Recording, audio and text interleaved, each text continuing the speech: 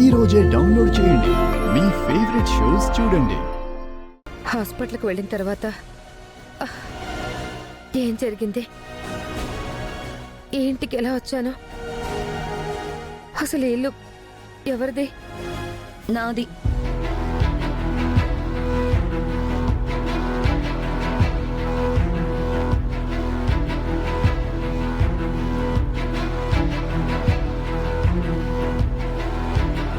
నేనే నిన్ను ఇక్కడికి తీసుకొచ్చాను. నేనేదో నిన్ను కావాలని యాక్సిడెంట్ చేసినట్టు ఆ జనాలు గోల చేయడంతో హాస్పిటల్కి తీసుకెళ్ళాను కదా. ఆ డాక్టర్స్ వేసిన పెయిన్ కిల్లర్స్ వల్ల నువ్వు ఒళ్ళు తెలియకుండా నిద్రపోయావు. అక్కడే వదిలేసి వచ్చేద్దాం అనుకున్నాను. ఆ తర్వాత నీకేదైనా జరిగిందనుకో, మళ్ళీ నాకు అది ప్రాబ్లం అవుతుందని ఇష్టం లేకపోయినా నిన్ను ఇక్కడికి తీసుకురావాల్సి వచ్చింది. అయ్యో దేవుడా, ఏంటి నాకు ఈ కర్మ? నా కూతురు కోసం అంత దూరం నుంచి వస్తే దాన్ని కలవనివ్వకుండా చేశావు.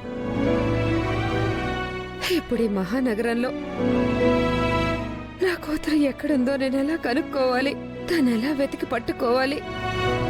ఇదిగో చూడు, నీ ఏడుపు పెడుపులు తర్వాత.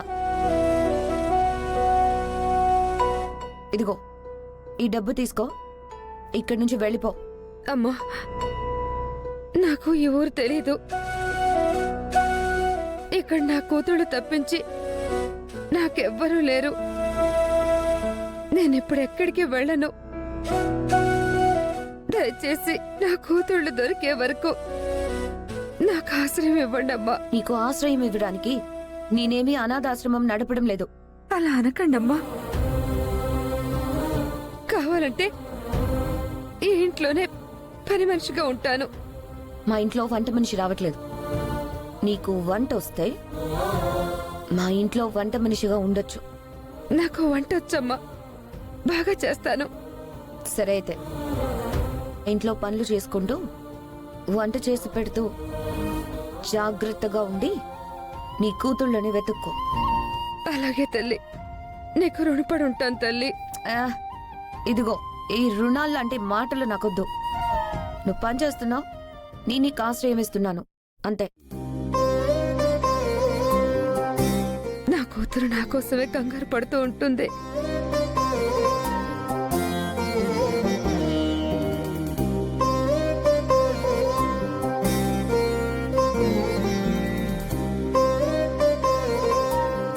ఎక్కడున్నావమ్మా? నేనెంత పొరపాటు చేశాను. నీ దగ్గరికి రాకుండా నేను చాలా పెద్ద తప్పు చేశాను. ఇదంతా నా వల్లే. నేనే ఆలస్యం చేశాను.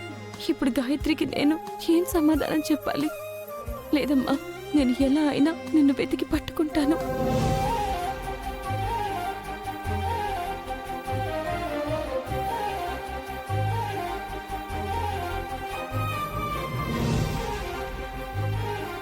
అమ్మ త్రిపుర,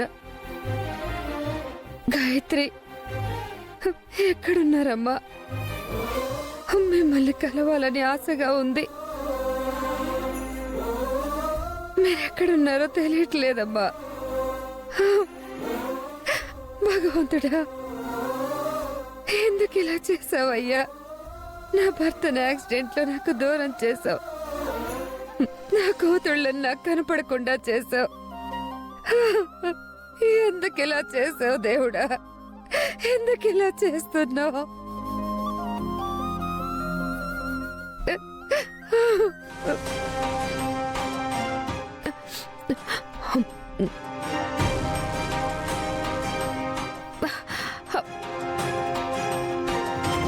ఏంటి అలా ఉన్నావు? వంట చేసావా? ఇంకా చేయలేదమ్మా, ఇప్పుడే మొదలు పెడతాను. ఆగు. ఇప్పటి వరకు వంట చేయకుండా కూర్చుని బాధపడుతున్నావు కదా? అసలు అంతగా ఎందుకు ఏడుస్తున్నావు? నీ ప్రాబ్లం ఏంటి? నా సమస్య మీకు తెలియదు కాదమ్మా. నా కూతుళ్ళ గురించే నా బాధంతా. వాళ్ళు ఎక్కడున్నారో ఏంటో నాకు అర్థం కావట్లేదు. నాకు అసలు బతకాలనే లేదమ్మా. అయితే చచ్చిపో.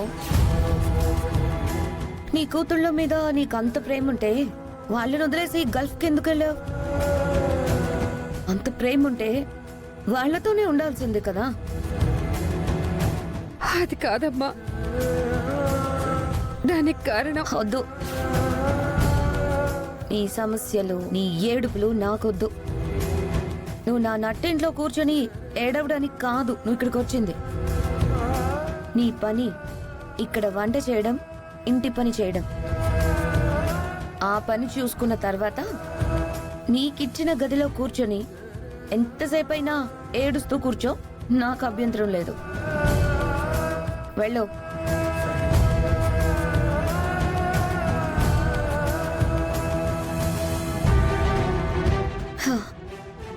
ఇంత సెంటిమెంటల్ ఫుల్ ని తెచ్చి నా నెత్తిన పెట్టుకున్నాను చూడు, తప్పంతా నాదే.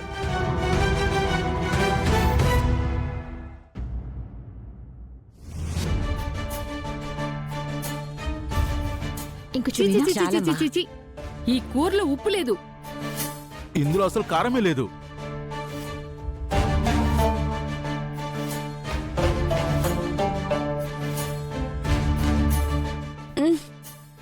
ఏంటక్క, ఏం ఆలోచిస్తూ వంట చేసావు? ఇంత చండాలంగా ఉంది.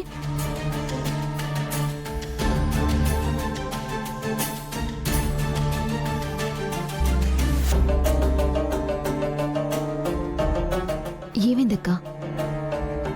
నువ్వెప్పుడు ఇలా వంట చేయవు కదా. నిజంగానే కూరలో ఉప్పు కారం ఏం లేవక్కా.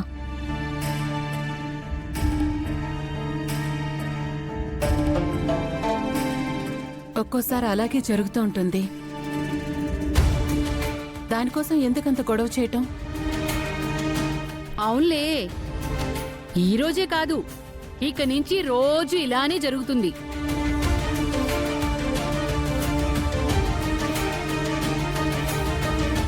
ఎందుకంటే ఈవిడి గారు ఎండి అయ్యారు కదా. పిన్ని, ఎండి అయితే సుందరికి వంట చేయడం రాదా? ఇన్ని రోజులు మనం ఏం తిన్నాం? నేను అదే చెప్తున్నాను నాయనా, ఎండి అయింది కదా, ఇంకా వంట చేసి పెట్టే అవసరం ఉండకూడదు.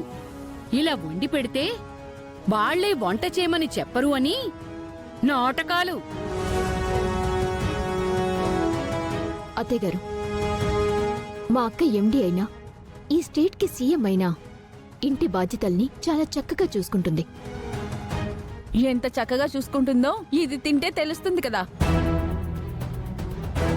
ఏంటమ్మా ఇది? ఎందుకిలా చేసావు? అత్తయ్య గారు, నేను చూసుకోలేదు. కావాలని చేసింది కాదు. కావాలని చేయకపోతే అందరూ తినాలని చేసావా ఇంత మంచి వంట? ఈ రుచికరమైన వంట నువ్వు మీ ఆయన మాత్రమే తినండమ్మా.